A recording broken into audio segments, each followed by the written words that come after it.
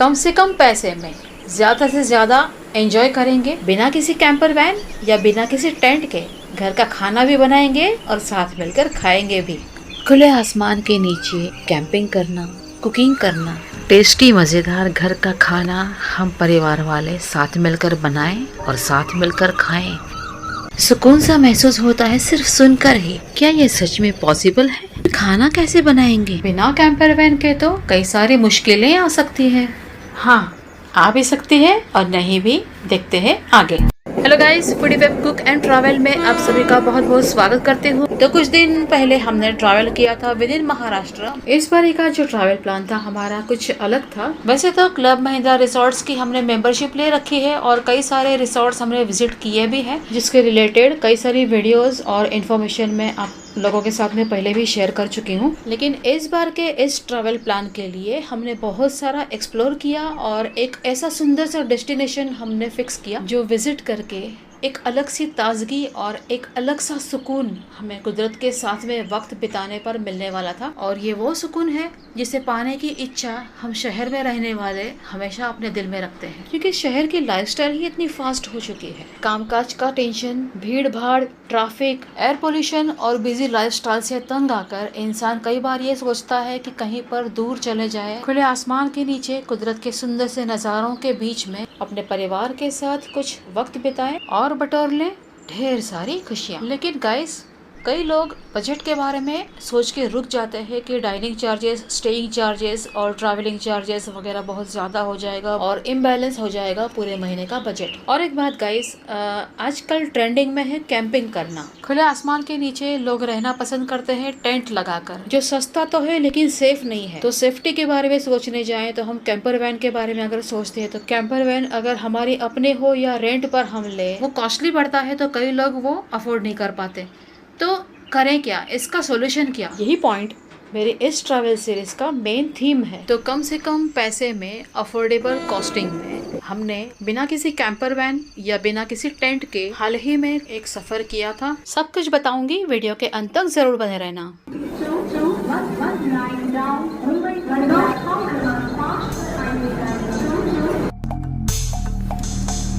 ये है मुंबई की बिजी लाइफस्टाइल वाली जिंदगी। इस वीडियो के शुरू में ही मैंने आपसे कहा था कि शहर की लाइफस्टाइल इतनी बिजी हो चुकी है कि हर एक बंदा सिर्फ ये सोचते रहता है कि इस बिजी वाली लाइफस्टाइल में से एक ब्रेक कैसे लिया जाए, कहीं घूमने निकल जाएं जो सस्ता भी हो और बहुत सारी खुशियों से भरपूर हो। थाने रेलवे स्टेशन से चिपलून रेलवे स्टेशन तक हमने बुक करवाई थी ट्रेन की टिकट, जो न ज्यादा सस्ती थी और न ही ज्यादा महंगी। तो हमारी ट्रेन थी सुबह की 6:30 बजे की, जो हुई थी 1 घंटा लेट। सुबह की चाय और नाश्ता तो हमें ट्रेन में ही सर्व किया गया था, जो टेस्टी था, और हमारा ट्रेन का सफर रहा मजेदार और कंफर्टेबल। चिपलून पहुंचकर स्टेशन के बाहर हमने जब इंक्वायरी की तो वहां पर कैब सर्विस नहीं थी उपलब्ध, तो रिक्शास थी, ऑटो रिक्शा। तो हमने एक ऑटो रिक्शा बुक की, जिसके उन्होंने हमें 1500 रुपये बोले थे, लेकिन थोड़ी कुछ जिग करके और थोड़ा सा नेगोशिएट करके हमने 1200 रुपये में ये जर्नी फिक्स की, यानी कि चिपलून रेलवे स्टेशन से हमारे डेस्टिनेशन तक, जो था कोयना नगर। बहुत सुंदर प्लेस है गाइस। कोयना नगर में महाराष्ट्र गवर्नमेंट का एक सुंदर सा रिसोर्ट बना हुआ है, जिसमें हमारा बुकिंग था।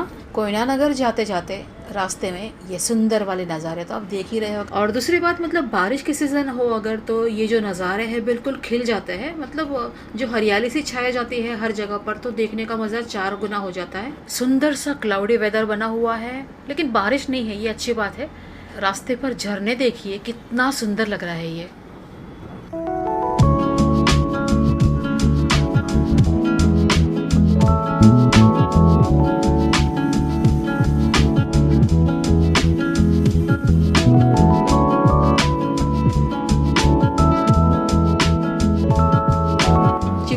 स्टेशन से एमटीडीसी का जो कोयना रिसोर्ट है, उसका डिस्टेंस है लगभग 50 किलोमीटर जितना, और पहुंचने को लगते हैं लगभग 1 घंटे के ऊपर, ऑलमोस्ट 20 से 25 मिनट। रास्ते में गूगल मैप को फॉलो करते करते आ रहे थे।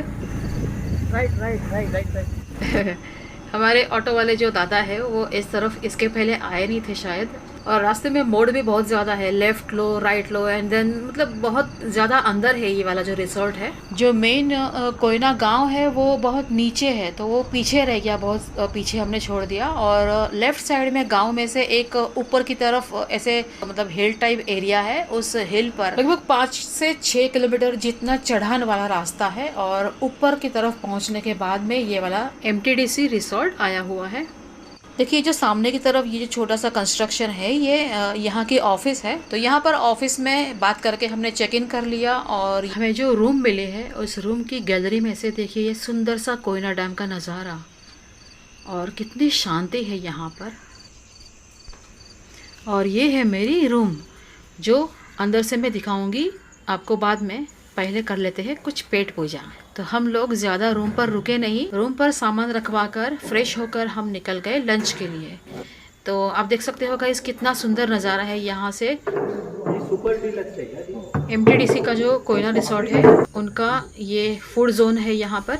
एक्चुअली यहाँ बाहर की साइड बैठकर ये अलाउ नहीं करते, लेकिन हमने थोड़ी सी रिक्वेस्ट की तो हमें इन्होंने अलाउ किया है।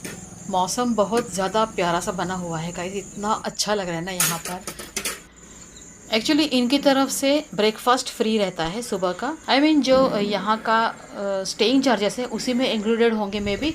और लंच के लिए यहाँ पर हमें अलग से चार्जेस देने पड़े हैं क्योंकि यहाँ पर नियर बाय कोई ऐसे अच्छा सा रेस्टोरेंट हमने देखा नहीं आते हुए अभी। तो हमें जो खाने का मन हो ऑर्डर देकर हम बनवा सकते हैं यहाँ पर। तो हमने मंगवाया था वेज कोल्हापुरी और झुणका भाकरी, जिसमें भाकरी थी ज्वारी की, प्याज लहसुन अदरक और हरी मिर्च वाला झुणका, मतलब बेसन के आटे से बनाते हैं ये। लंच बहुत ज़्यादा टेस्टी और स्पाइसी सा था, जैसा हमेशा हमें चाहिए। लंच के बाद में हमने पहले दिन तो रूम पर ही आराम किया, थक गए थे तो कहीं गए नहीं बाहर घूमने।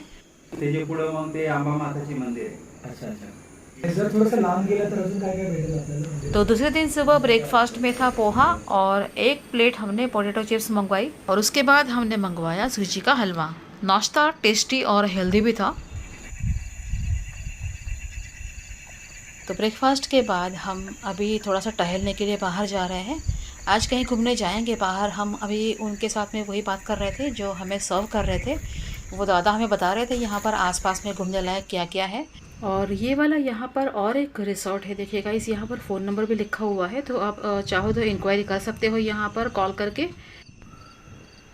देखिए कितनी शांति है यहाँ पर और एकदम सुकून सा फील होता है। मतलब शहर की भीड़ भाड़ में से ना यहाँ पर जब हम आते हैं तो ऐसा लगता है जैसे किसी जन्नत में ही आ गए हो हम। बिल्कुल शांति से छाए हुए हैं और पीछे की साइड में देखिए यहाँ पर झरना बह रहा है, आपको आवाज़ आ रही होगी। ऐसी शांति में अचानक से 2 ऑटो आ गई लगातार, तो मतलब कैसी शांति भंग कैसे हो जाती है। देखिए ये ही होता है शहर में भी। और वो देखिए कोयना रिवर, जहाँ भी हम जिस भी जगह पर जाएं, कोयना रिवर और कोयना डैम साथ ही साथ में है। और ये डॉगी भी, ये डॉगी हमारे साथ में ही है। जब से हम निकले यहाँ पर टहलने के लिए तो हमारे साथ में ही, और हमारे पहले ही हमारे रिसोर्ट में घुस गया ये। रूम पर हमारे पास कुछ ब्रेड पड़ी थी तो रूम पर जाकर हम ब्रेड लेकर आए इसे खिलाने के लिए। ये लियो ब्रेड खा। देखिए बिस्किट पसंद है इसको, ब्रेड नहीं खानी। और कुछ देर के बाद हम निकल गए घूमने।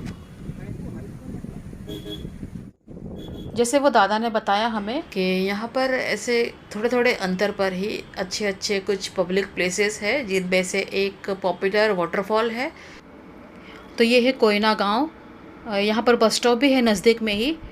तो ऊपर का जो हिली एरिया है पूरा 5 किलोमीटर जितना, वो क्रॉस करके हम आ गए हैं यहाँ नीचे।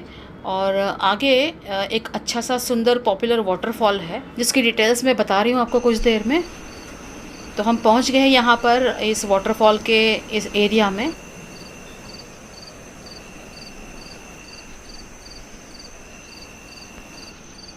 कितना ज़्यादा सुकून से भरपूर और रिलैक्सिंग फील हो रहा है।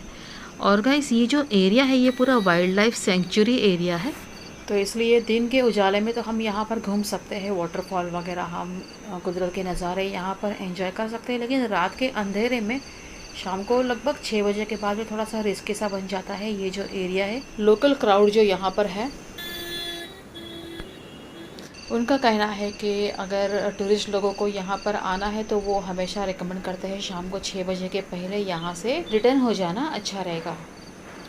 तो ओजरडे वाटरफॉल इस वाटरफॉल का नाम है और वाटरफॉल देखने जाने के लिए यहाँ पर एंट्री फीस है 100 रुपीज़ पर पर्सन। तो टिकट्स लेकर हम निकल गए ओजरडे वाटरफॉल देखने के लिए। तो चलिए गाइस एंजॉय करते हैं वाटरफॉल की जर्नी।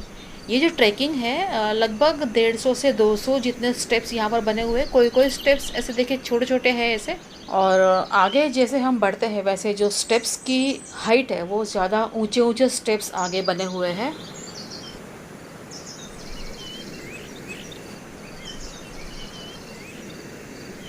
धीरे धीरे आराम से जा रहे थे क्योंकि मुझे फ़ोटोग्राफी भी करनी थी।